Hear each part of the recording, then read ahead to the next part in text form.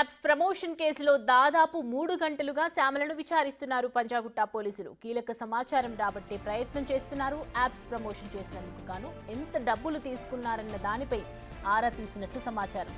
తెలంగాణలో betting apps ban చేసిన విషయం తెలియదా అంటూ ప్రశ్నించినట్లు తెలిసింది.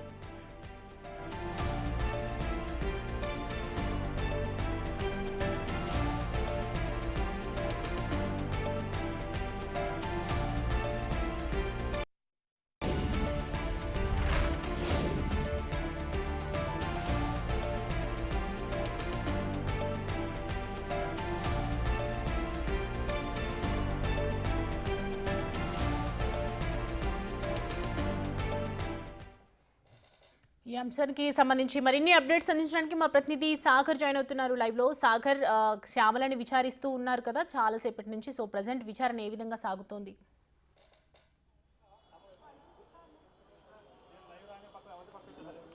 ఎస్ సౌమ్య, మనం చూస్తున్నాం 3 గంటలుగా పంజాగుట్ట పోలీస్ స్టేషన్లో శ్యామల విచారణ కొనసాగుతుంది. అయితే మనం చూడొచ్చు ఇప్పటికే మొదట మొబైల్లో ఉన్నటువంటి సోషల్ మీడియా ప్లాట్ఫామ్స్ అంటే బెట్టింగ్ యాప్స్కి సంబంధించినటువంటి ప్రమోషన్ చేశారన్న వీడియోలు పరిశీలించిన పోలీసులు ఇప్పుడు ఆర్థికపరమైన లావాదేవీల అంశాన్ని పరిశీలిస్తున్నట్లుగా తెలుస్తుంది. ఏ కంపెనీల నుంచి ఎంత డబ్బు శ్యామల అకౌంట్కి ట్రాన్స్ఫర్ అయిందన్న నేపథ్యంలోనే ఆమె బ్యాంక్ స్టేట్మెంట్ కూడా పోలీసులు తీసుకున్నట్లుగా కూడా తెలుస్తుంది. ఇందులో భాగంగానే ఎన్ని లక్షల రూపాయల ట్రాన్సాక్షన్ జరిగిందన్న అంశాలను కూడా పోలీసులు విచారణలో పరిశీలించినట్లుగా కూడా మనకు తెలుస్తుంది. అయితే మనం చూడొచ్చు ఈ కేసులో ఇప్పటికే మరిన్ని కీలక పరిణామాలు చోటు చేసుకున్నాయి. కొద్దిసేపటి క్రితమే పంజాగుట్ట పోలీస్ స్టేషన్కు క్రికెటర్ యువరాజ్ సింగ్ పైన ఫిర్యాదు చేయడానికి కొంతమంది వచ్చినట్లుగా కూడా తెలుస్తుంది. అయితే టాప్ సెలబ్రిటీస్ ఎవరైనా కూడా ఈ బెట్టింగ్ యాప్ ప్రమోట్ చేయడం ద్వారా యువత జీవితాలతో చెలగాటమాడుతున్నారు. వీరందరిపైన కూడా చర్యలు తీసుకోవాలని చెప్పి బాధితులు పంజాగుట్ట పోలీస్ స్టేషన్లో ఫిర్యాదు చేస్తున్న పరిస్థితి మనకు కనిపిస్తుంది. అయితే శ్యామల కేసులో విచారణ ఇప్పటికే 3 గంటలుగా కొనసాగుతున్న నేపథ్యంలో ఇప్పటికే హైకోర్టు ఆదేశాలను నాట్ టు అరెస్ట్ ఆదేశాలను నేపథ్యంలో మరికొద్ది సేపట్లో శ్యామల విచారణ ముగిసే అవకాశం కూడా మనకు కనిపిస్తుంది.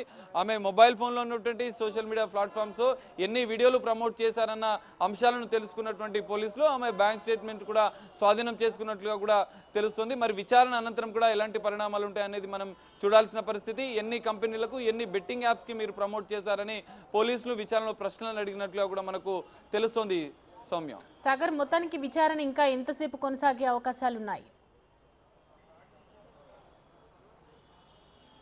సౌమ్య, మనం చూస్తున్న ఇప్పటికే 3 గంటలుగా విచారణ కొనసాగుతున్న నేపథ్యంలో ఇప్పటికే సోషల్ మీడియాకి సంబంధించినటువంటి ఆమె సోషల్ మీడియా వేదికగా ఎన్ని వీడియోలు ప్రమోట్ చేశారన్న అంశాలను ఆయా వీడియోలను కూడా పోలీసులు సేకరించినట్లుగా కూడా తెలుస్తుంది. అయితే బెట్టింగ్ యాప్స్ కేసులో ఆర్థిక పరమైన లావాదేవీలకు సంబంధించిన బ్యాంక్ స్టేట్మెంట్స్ కూడా పోలీసులు కొద్దిసేపటి క్రితం పరిశీలించిన నేపథ్యంలో ఆ బెట్టింగ్ యాప్స్కి సంబంధించిన లావాదేవీల అంశంలో స్టేట్మెంట్స్ను సోషల్ మీడియా వేదికగా ఆమె ప్రమోట్ చేసినటువంటి వీడియోలను స్వాధీనం చేసుకున్న అనంతరం మరో గంట సేపట్లో మరికొద్ది సేపట్లో అయితే విచారణ ముగిసే అవకాశం అయితే మనకు కనిపిస్తుంది.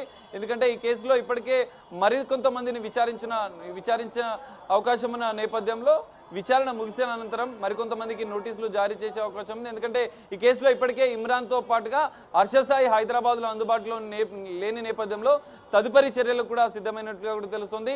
సుప్రీత, సన్నీ, అజయ్, ఇటు సుధీర్ ఈ నలుగురికి ఇప్పటికే నోటీసులు ఇచ్చిన నేపథ్యంలో వారిని కూడా విచారణకు పిలిచే అవకాశం కూడా మనకు కనిపిస్తుంది. Soumya, right Sagar, thanks for the updates.